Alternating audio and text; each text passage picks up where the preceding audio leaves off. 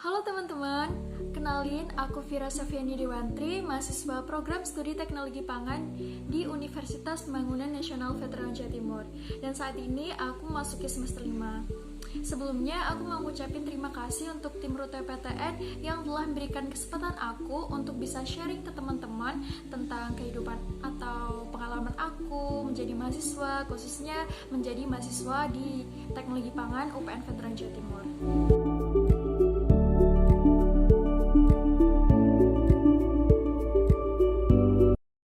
Jadi aku menjadi mahasiswa baru Teknologi Pangan di UPN Veteran Jawa Timur itu pada tahun 2019. Dan itu aku keterima melalui jalur SNMPTN. Lalu banyak nih teman-temanku yang nanya, teknologi pangan, apa sih itu teknologi pangan?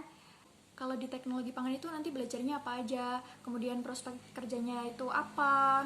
Dan ada juga beberapa yang beranggapan bahwa kuliah teknologi pangan, kuliahnya masak-masak dong. Oke, bakal aku jawab di video kali ini. Jadi, teknologi pangan itu adalah ilmu yang mempelajari tentang bahan pangan, mulai dari proses pasca panen, pengolahan, pengawetan, sampai produk itu tuh ready to serve di meja kita gitu.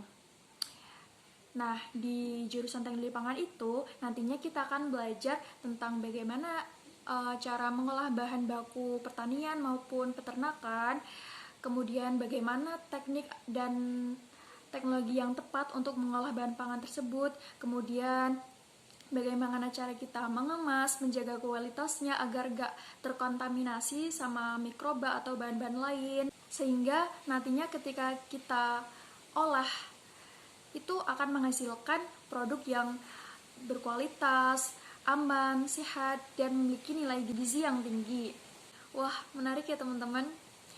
Kalau untuk mata kuliahnya, di teknologi pangan itu ada mata kuliah yang menjadi ciri khas atau khasnya gitu di teknologi pangan, yaitu mata kuliah kimia sama mikrobiologi.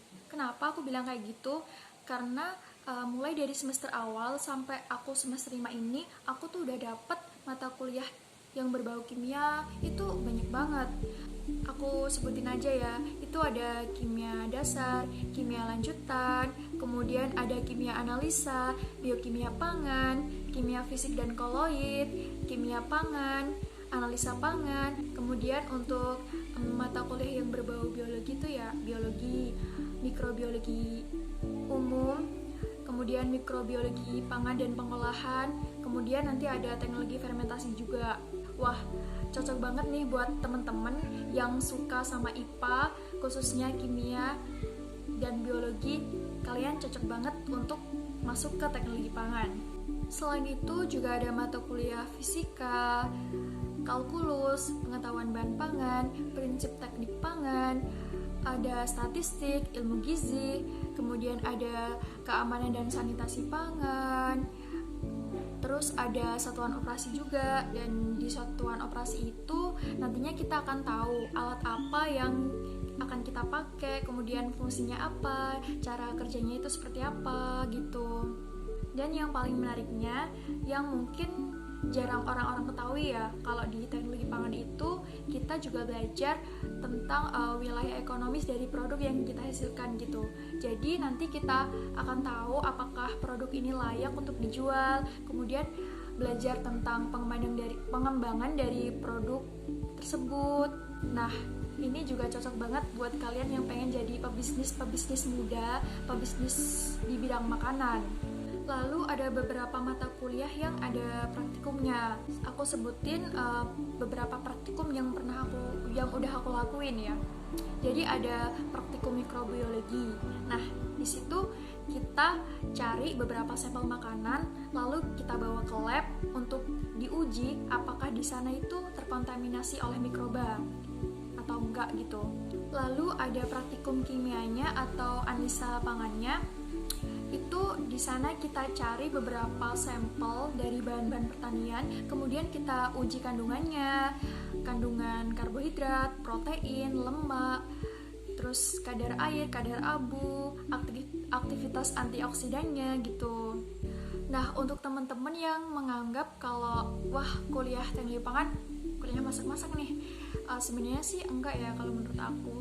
Ya mungkin ada, tapi ya di salah satu mata kuliah gitu, misal di jasa boga. Lalu di praktikumnya gitu, misal kita bikin yogurt, selai, atau apa gitu. Jadi ya nggak masak-masak terus gitu. Dan untuk pembuatan laporannya itu ada yang ditulis tangan dan ada yang diketik. Jadi ya siap-siap pegel sih. Dan di teknologi pangan itu sendiri itu ada beberapa konsentrasi atau mata kuliah peminatan di mana mahasiswa itu wajib memilih salah satu untuk skripsinya. Kalau di teknologi pangan UPN itu mulai dari semester 4 itu udah bisa milih gitu. Jadi per semesternya itu kita bisa milih 1 atau 2 matkul peminatan gitu.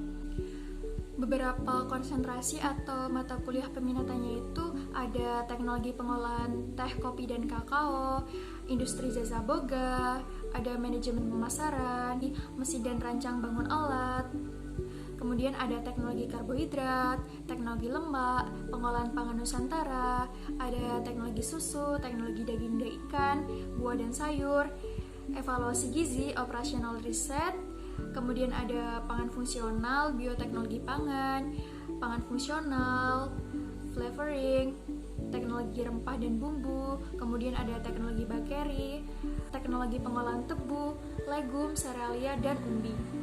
Selanjutnya untuk prospek kerja dari lulusan teknologi pangan itu ada banyak banget sih. Bisa di BPOM, kemudian bisa di industri pangan, di industri minyak dan tepung, bakery, pangalengan, jadi quality control, kemudian quality asuransi, food analyst, konsultan, atau bahkan bisa jadi R&D atau research and development. Dan tentunya lulusan teknologi pangan itu bisa jadi seorang wirausaha di bidang makanan atau minuman. Jadi banyak banget kan peluang kerjanya. Kalau untuk kesulitan selama kuliah di teknologi pangan, ada sih kesulitan yang pernah aku alami, tapi nggak sampai kayak ngerasa salah jurusan, karena ya aku dari awal tuh udah minat gitu, udah pengen masuk ke teknologi pangan, jadi ya enjoy aja gitu. Sebenarnya sih wajar aja kalau kita mengalami kesulitan di suatu jurusan, karena di jurusan lain itu pastinya juga ada gitu kesulitannya masing-masing. Jadi dibawa enjoy aja. Kalau ada yang nggak paham sama materi bisa tanya ke temen, cutting, dosen. Kemudian kalau capek nugas ya istirahat aja dulu, kemudian bisa dilanjut nanti gitu. Pokoknya selalu ingat gimana perjalanan masuk ke PTN yang kalian impikan, di jurusan yang kalian pengen gitu. Jadi bisa semangat lagi gitu. Nah, terakhir nih teman-teman, untuk mengakhiri sharing kali ini, aku punya pesan ke teman-teman semua, khususnya yang pengen kuliah gitu ya. Pokoknya kalian tuh jangan pernah punya pikiran yang penting kuliah, di jurusan manapun yang penting kuliah. Jangan pernah berpikiran seperti itu. Jadi ikuti apa bakat dan minat kalian, apa yang pengen kalian capai. Intinya tentuin minat kalian itu di mana, biar nantinya kalian gak ngerasa salah jurusan di kemudian hari. Kalau kalian belum tahu mau kemana, pengennya ke mana gitu, belajarlah lebih keras dan gali sebenarnya kalian tuh minatnya kemana gitu. Dan jangan lupa beri kepercayaan kepada orang tua kalau kalian itu bisa bertanggung jawab dan survive di jurusan yang kamu pilih nantinya. Oke, itu aja teman-teman yang bisa aku sampaikan. Terima kasih dan bye-bye.